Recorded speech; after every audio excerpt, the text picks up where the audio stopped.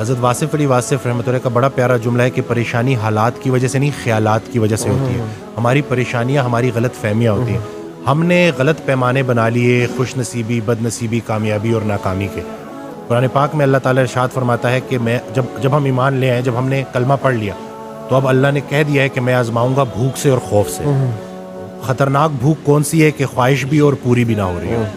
خوف کیا ہے کہ جو حاصل شدہ چیزیں ہیں وہ چھن نہ جائے. آج آپ دیکھ لیں کہ آرزویں بڑھتی جا رہی ہیں، کمپیریزن بہت زیادہ ہو گیا. رسول اللہ صلی اللہ علیہ وسلم کی حدیث ہے کہ جب بھی دیکھو اپنے سے نیچے کو دیکھو.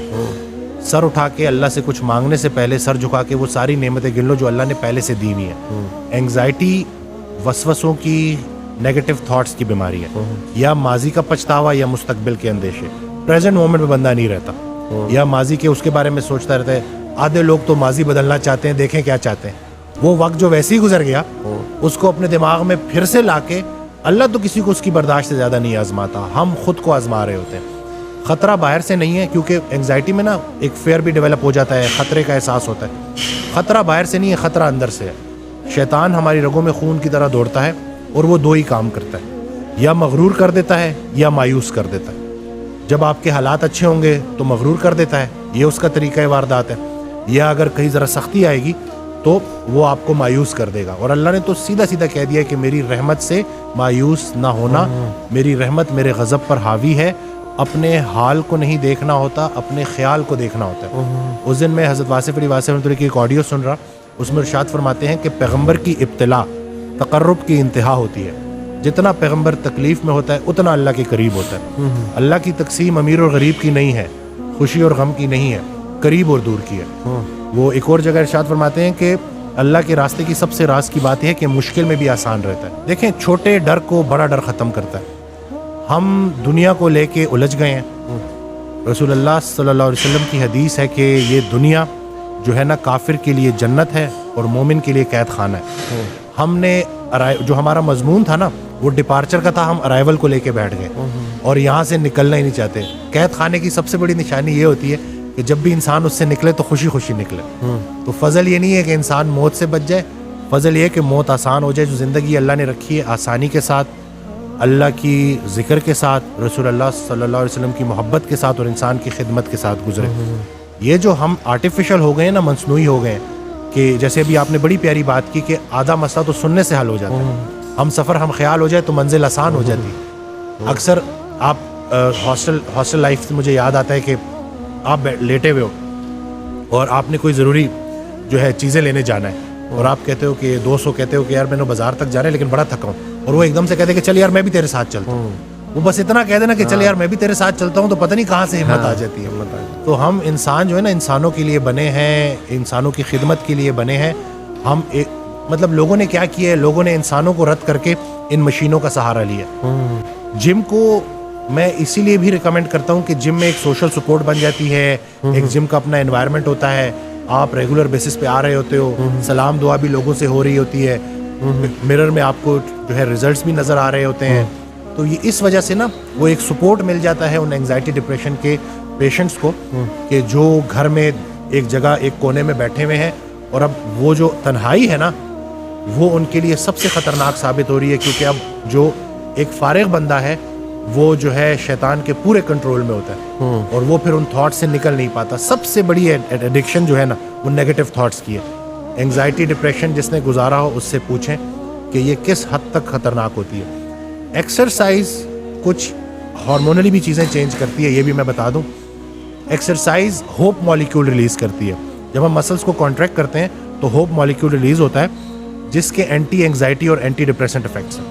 یہ جو لیکٹک ایسڈ ریلیز ہوتا ہے جو ہمارے جب ہم رننگ کر رہے ہوتے ہیں یا ایکسرسائز کر رہے ہوتے ہیں اور ہمارے مسل جل رہے ہوتے ہیں، یہ لیکٹک ایسڈ پروڈیوس ہو رہا ہوتا ہے. یہ لیکٹیٹ برین میں جا کے اینٹی اینگزائٹی افیکٹ دیتا ہے. تو یہ جو ایکسرسائز ہے نا کہ مشقت، یہ تھوڑی دیر کے لیے تو ہمیں ذرا بھاری لگتی ہے لیکن اس کے جو مینٹل ہیلتھ کے اوپر بینیفٹس ہیں نا وہ کوئی بھی جا کے دیکھ سکتا ہے، ریسرچ آرٹیکلس پڑھ سکتا ہے کہ دنیا کتنا اس کے اوپر کام کر رہی ہے.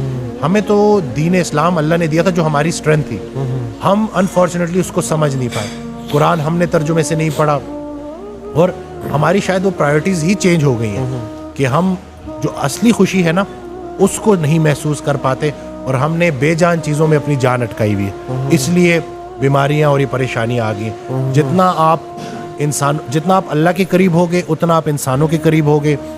بلکہ حضرت واصف علی واصف رحمۃ اللہ کی ایک آڈیو میں نا بڑی انہوں نے پیاری بات کی کہ جب بھی رات کو سونا اللہ نے تمہیں کسی مقصد سے بھیجا, بے مقصد نہیں بھیجا.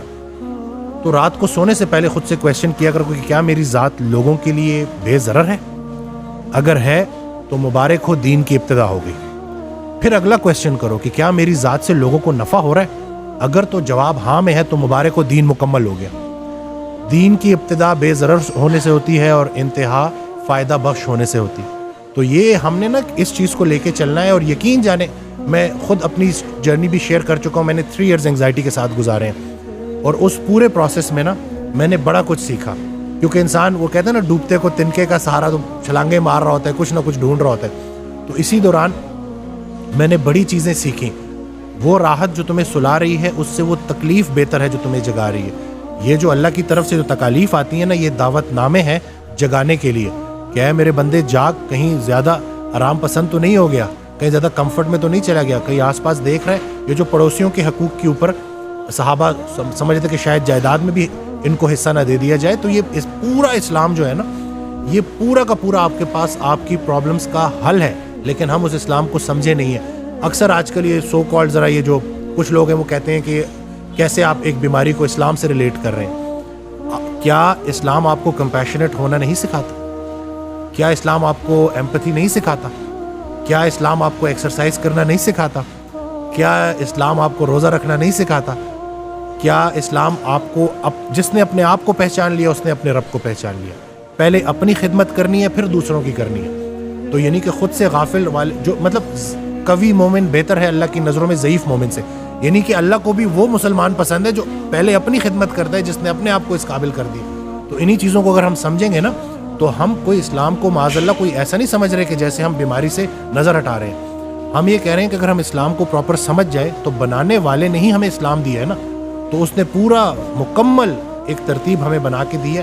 بس ذرا سا ہم اس کے اوپر عمل کرنا شروع کریں گے تو انشاءاللہ ہماری زندگیوں میں آسانی ہے. واصف علی واصف رحمۃ اللہ سے ایک شخص نے پوچھا کہ مجھے کیسے پتہ چلے گا کہ اللہ مجھ سے کتنا راضی ہے؟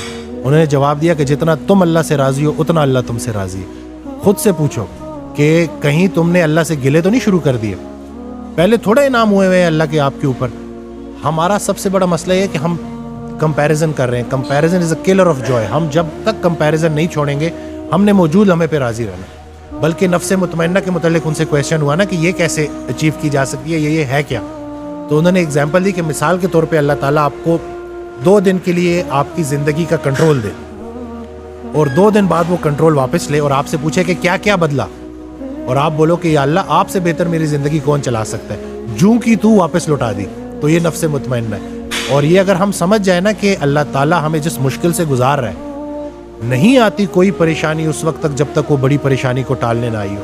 ایمان وسوسے کی نفی کرتا ہے. جتنا اے ایمان والوں مزید ایمان لے کے آؤ. یہ کیوں ہے؟ کیونکہ جب تک یہ لائف ہے نا, ٹرائلز آتے رہیں گے, مشکلات آتی رہیں گی, آسانی آتی رہے گی. جس نے اندھیرا نہیں دیکھا وہ روشنی کو کیسے دیکھ پائے گا؟